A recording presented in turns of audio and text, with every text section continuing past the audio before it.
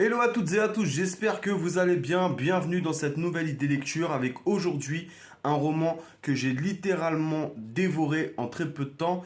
C'est un roman que j'avais lu quand j'étais plus jeune et que j'ai redécouvert avec mes yeux d'adulte. Et franchement, j'ai vraiment adoré. Je me souviens pas avoir autant adoré quand j'étais jeune, mais je pense parce que j'avais pas encore la maturité nécessaire pour comprendre en fait toute l'histoire et le récit et les métaphores qu'il y a dans le récit. Et ce roman s'appelle New York de Stefan Wool. Stéphane Hull, je ne sais pas comment ça se prononce, mais en tout cas, j'ai beaucoup aimé. C'est un roman en fait qui se lit très très vite. Les chapitres sont super courts, donc ça veut dire que on est pris dans le rythme en fait, on enchaîne en fait super rapidement.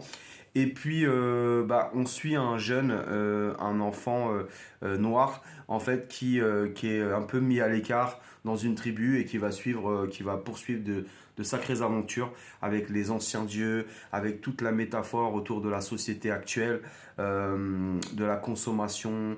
Enfin, vraiment, c'est un super roman dystopique. Je vous le conseille. Je vais vous lire la quatrième de couverture, comme d'habitude, un extrait que j'ai choisi. Donc ça sera un court chapitre puisque les chapitres sont très courts et je vous incite vraiment à le découvrir. C'est sorti aux éditions Castlemore. Voilà, donc il y a plusieurs éditions bien évidemment, mais celui-là c'est aux éditions Castlemore.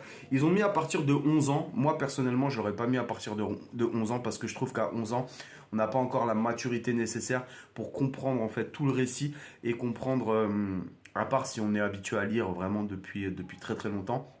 Moi, j'aurais mis plus à partir de 13 ans, parce qu'à 11 ans, on n'a pas la maturité, pour moi en tout cas, nécessaire pour comprendre le récit. Voilà. Alors, New York, en route pour la ville des dieux. Les hommes ont régressé à un stade primitif après une catastrophe nucléaire qui a bouleversé la planète. La survie s'est organisée au cœur de tribus. Dans l'une d'elles vit un enfant noir rejeté par les siens à cause de sa différence. Lorsque l'enfant est condamné à mort par leur chef, il se met en route vers New York, la ville des dieux, en quête de nourriture. Mais dans cette métropole abandonnée ne subsistent que ruines, radiations et machines étranges. Ils ont mis un chef-d'œuvre de la littérature jeunesse sur la tolérance et la différence, à partir de 11 ans. Et je vous lis un petit chapitre. Un petit chapitre que j'ai quand même aimé. Tac. Chapitre 15. Au bout de 2 jours, l'ours put marcher en boitillant, encouragé par l'enfant qui le nourrissait de miel et de poissons. Le 5e jour, il était presque valide et suivait l'enfant partout. Celui-ci ne pouvait se résoudre à quitter son gros ami. Enfin, il se décida et dit à l'oreille de la bête: Il faut que l'enfant noir retrouve la tribu.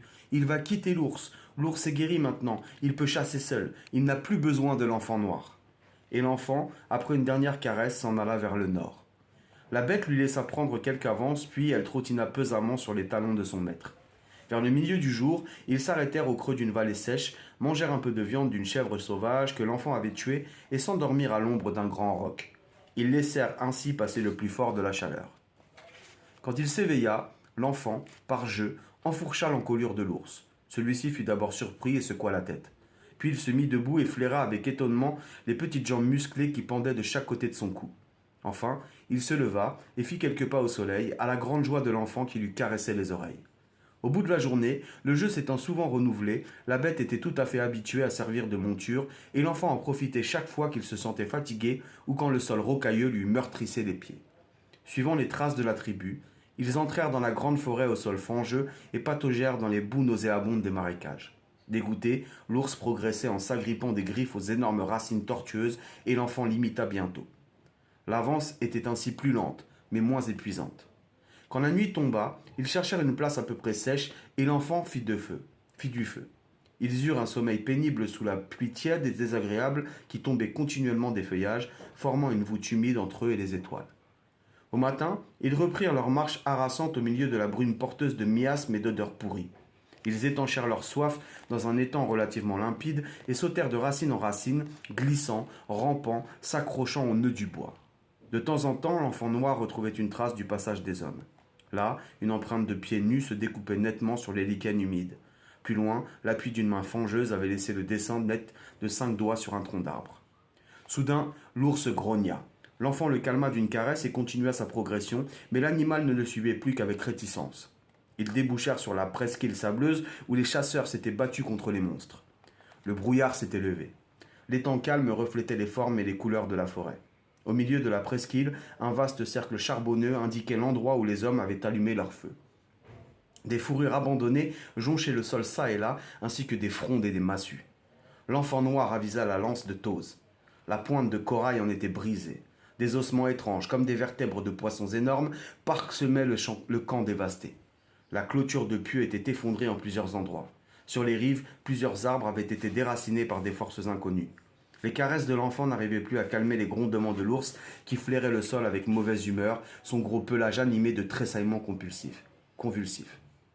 L'enfant regagna la rive et alla examiner les arbres abattus. Les gigantesques racines avaient soulevé comme des leviers des murs de terre glaireuse où grouillait une vermine de larves et d'insectes mous et rampants.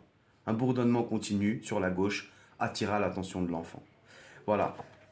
Je vous incite vraiment à lire ce livre, New York de Stephen Wool. Franchement, c'est vraiment, vraiment... Il y a un rythme tellement en fait immersif.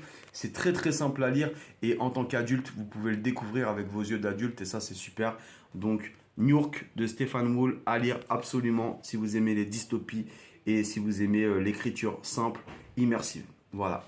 À très bientôt pour une prochaine idée lecture et je vous dis sur ce, prenez soin de vous et lisez, lisez, lisez, lisez.